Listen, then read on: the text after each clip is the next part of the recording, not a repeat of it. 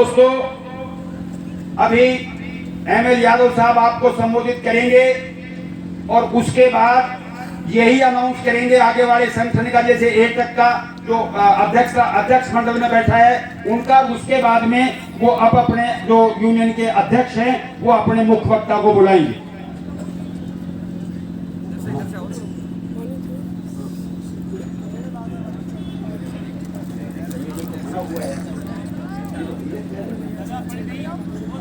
कॉमेड ML Yadav ये चालू रही है।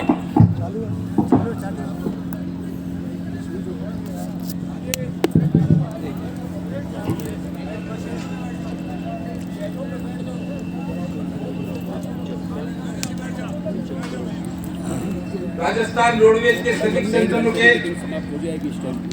5 श्रमिक संगठनों के संयुक्त मोर्चे के आह्वान पर जो आंदोलन चल रहा है उसके छठे चरण में आप सब साथी इस पंडाल में जो मौजूद साथी हैं, हमारी महिला कर्मचारी साथी हैं, आप बड़ी दूर दूर से चल कर के आए हो। जयपुर के लोग तो हैं इसमें शामिल, आप बड़ी दूर दूर से चल के आए हो। काफी लोग तो कल रात को ही पहुंच गए थे। बहुत से लोग रात की गाड़ियों से चल करके सुबह आए और बहुत से लोग सुबह की गाड़ियों से चल करके आए, सीधे रैली में शामिल हुए, रास्ते में भी रैली में शामिल हो रहे थे। तो जिस जोश के साथ आप लोगों ने इस रैली में भाग लिया, ये दिखाता है कि आपका इरादा इस आंदोलन को आगे बढ़ाने के लिए पक्का है, ऐसा मैं मान के चलता हूं आप लोगों के इरादे से। और आपके इस इरादे के लिए मैं आपका अभिनंदन करता हूं। आपको इस बात के लिए बधाई देना चाहता हूं कि आप रोडवेज बचाओ रोजगार बचाओ आंदोलन के लिए तन मन धन से संघर्ष के लिए लगातार आगे बढ़ने के लिए तैयार है और आगे बढ़ते रहेंगे, आगे बढ़ते आए। साथियों, जैसा इस आंदोलन का नाम रखा है रोडवेज बचाओ और रोजगार बचाओ, तो इसी नाम से आपको समझ में आ जाना चाहिए कि रोडवेज बचाओ की बात क्यों कर रहा है संघर्ष में। रोडवेज खतरे में है आज, और रोडवेज खतरे में है, तुम्हारा रोजगार खतरे के अंदर है। अगर रोजगार को बचाना है तो हमें अपने इस रोडवेज को बचाने की बात करनी पड़ेगी, और रोडवेज को नहीं बचाओगे तो हमारा रोजगार बचने वाला नहीं है।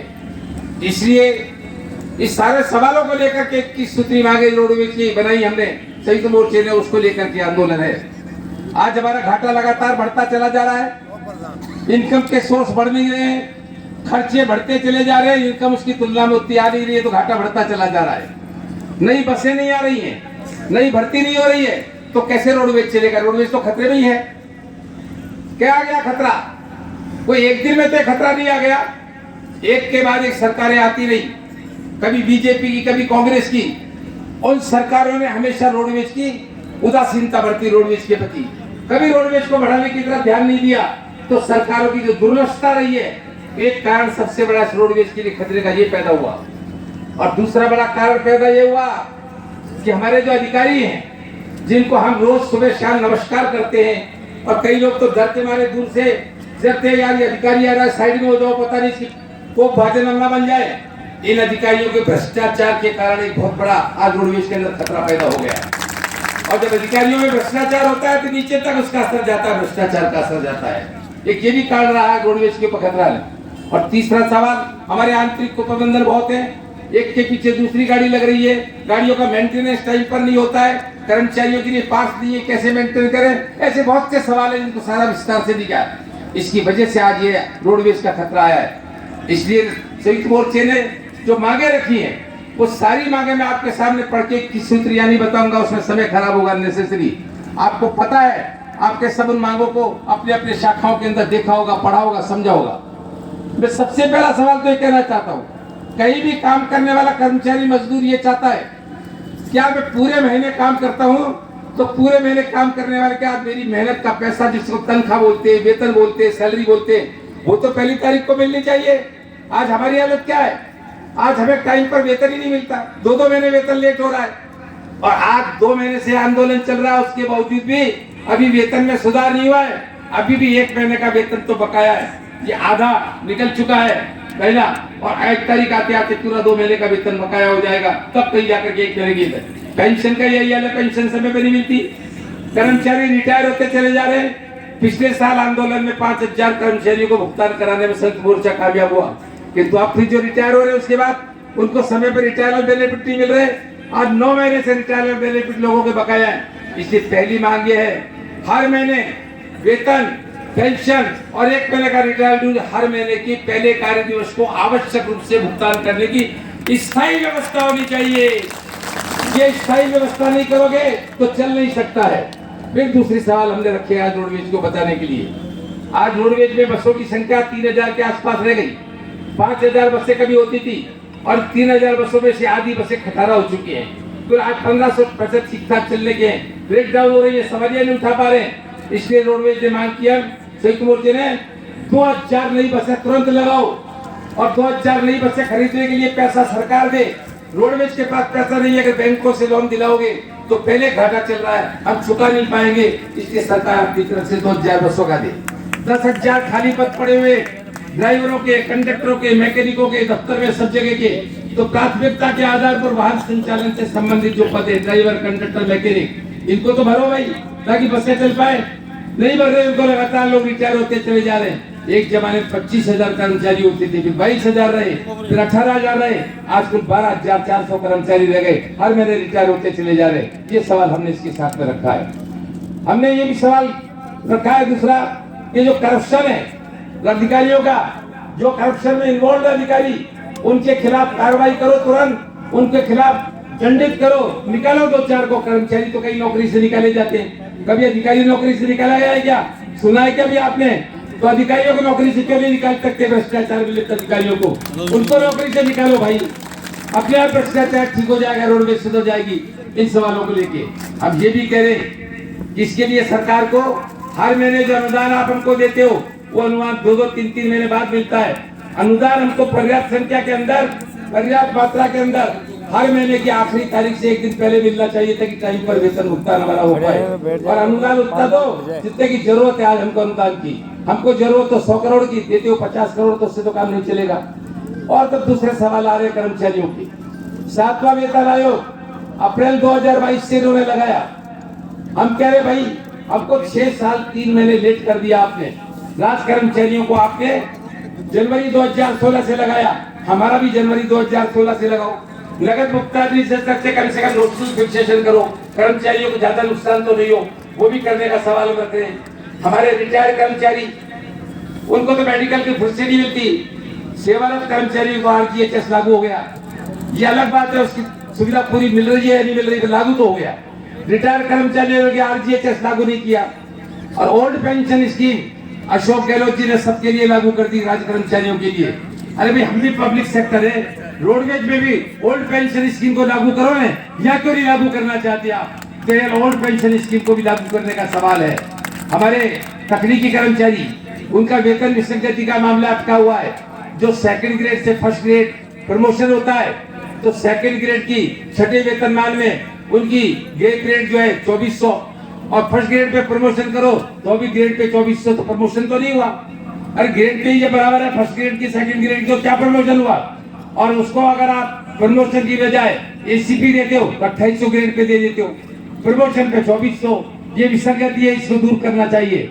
ऐसे काफी मिलाकर 21 सूत्री मांगों को लेकर के हम लड़ रहे हैं। इसमें हर वर्ग के कर्मचारी के साथ शायद रोडवेज को बचाने का सवाल इसमें शामिल है, कर्मचारी की समस्याओं का इसमें सवाल शामिल है। और दोस्तों, इसलिए आंदोलन चल रहा है। अब देखिए, जैसे जैसे आंदोलन आगे बढ़ रहा है, वैसे वैसे कुछ नई नई बातें भी हमारे सामने आ रही है, नई नई बातें भी हमारे सामने आ रही है।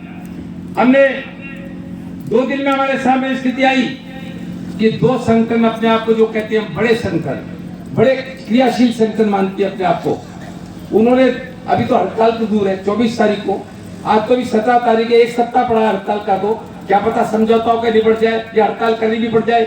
पर उनको इतनी जल्दी क्या बची कि उन्होंने तो आज 2 दिन पहले ही एक ज्ञापन बनाया और जाके मुख्यमंत्री जी को, नए जो हमारे MDI रतन जी डिडे, उनको देके फोटो खिंचा रहे और हमने मांग की है रोडवेज में हड़ताल के खिलाफ है। ऐसे वो बात कर रहे हैं। उसमें एक तो BMS का संगठन, जिसको फेडरेशन बोलते हो, फेडरेशन के नाम से, वो अपने आप को कहता है उनके बिना पत्ता नहीं हिलता, तो वो कह रहे हड़ताल नहीं करना चाहते, हड़ताल से नुकसान हो जाएगा रोडवेज को। और एक वो बाबुओं का एक छोटा सा संगठन और बना है, हेड ऑफिस के कुछ बाबू उसके अंदर साथ हैं, कुछ हो सकता है बाहर के डिपो के भी इक्के बाबू उसके साथ हो जाए। वो लोग भी कह रहे हड़ताल नहीं होनी चाहिए, एमडी को ज्ञापन दे रहे हैं, हड़ताल के खिलाफ है।